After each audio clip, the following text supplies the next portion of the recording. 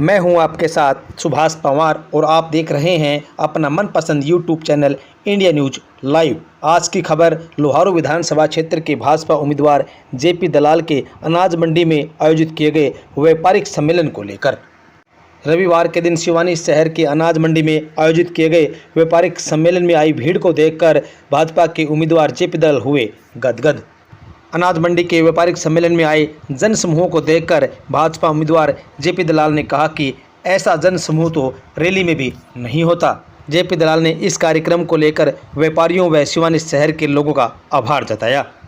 आपको बता दें कि रविवार के दिन शहर की अनाज मंडी में एक व्यापारियों का सम्मेलन आयोजित किया गया, जो कि व्यापारियों की ओर से आयोजित किया गया। इस कार्यक्रम में भाजपा के उम्मीदवार जेपी दलाल बतौर मुख्य अतिथि पहुंचे, जिसका व्यापारियों की ओर से पगड़ी पहनाकर सम्मान किया गया। भाजपा उम्मीदवार जेपी दलाल ने कहा कि पिछले 10 वर्षों से वो लोहारू विधानसभा क्षेत्र की चौकीदारी कर रहे हैं और इस विधानसभा चुनावों में चौकीदारी का मेहनताना वोट के रूप में आप लोगों से मांगने आए हैं। अनाज मंडी में आयोजित किए गए इस सम्मेलन में जेपी दलाल का कार्यकर्ताओं ने, व्यापारियों ने और आम लोगों ने जमकर स्वागत किया। इस सम्मेलन में भाजपा उम्मीदवार जेपी दलाल ने क्या कहा, आइए सुनते हैं। इतनी बड़ी हल्का स्तर की रैली नहीं होती किसी भी पार्टी की। जो आपका सम्मेलन है तो आपने क्या होगा, कुर्सियां कम पड़ गई, वो पीछे लोग खड़े हैं, टेंट में लोग खड़े हैं, बरामदा में खड़े हैं। ये आपका प्यार है और आपके प्यार, आपके एहसान को मैं कैसे उतारूंगा, कैसे मेरे बालक उतारेंगे,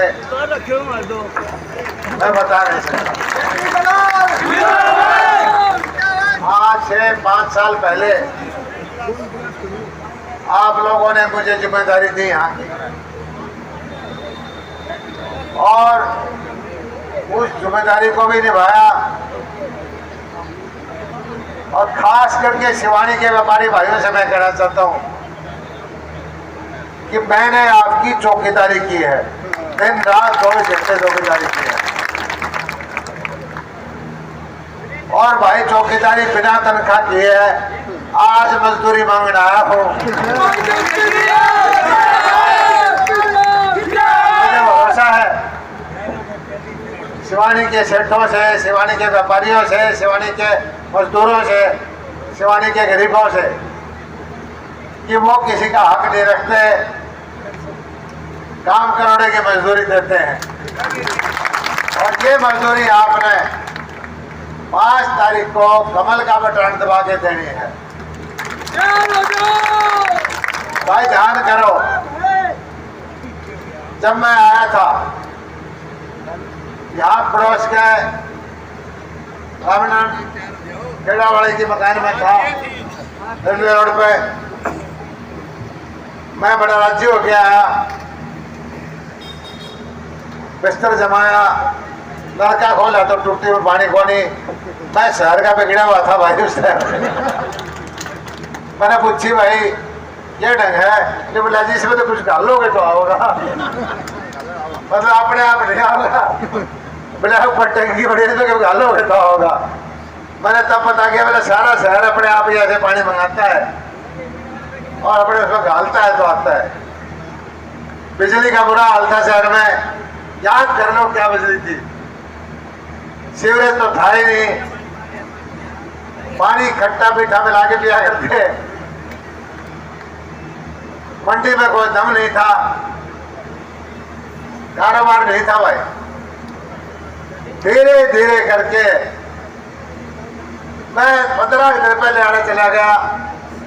मोदी जी के मन की बात सुन, अपने इस पे पालाराम मार्केट में किसकी दुकान थी, वह शिवानी इलेक्ट्रॉनिक्स की। मोदी जी के मन की बात सुनी, उसके एयर कंडीशन रहे थे। मैं बोला भाई शिवानी में एयर कंडीशनर का क्या काम है? उन्होंने बोला जी 5000 एयर कंडीशनर मेरी दुकान से इस साल में बिके। कूलर पता नहीं कितने, 8000 10,000। ये बदलता हुआ लोहारू है, बदलते हुए शिवानी है। 70 साल तक हम अभाव में रहते थे, हमारी सोच ये थी कि किसी तरह से जिंदा रहें, किसी तरह से गुजारा करें। आज उस सोच को बदल लो भाई। आने वाली पीढ़ी में 50 साल हो गए राजनीति करते, वोट मांगने वाले को इस तरह से घुमाते हुए नहीं देखा भाई। क्या कहना चाहते हो आपको? मुझे समझ में नहीं आ रही। पहला कैंडिडेट है, पहला चुनाव है, जो हुड़दंग फैला करके कुछ कबूचा या तुमार लेकर के गांव को वार्ड को जहां जाता है उसको चैलेंज करता है। भाई अभी तो कुछ बना को नहीं, अभी तो कुछ बना नहीं है।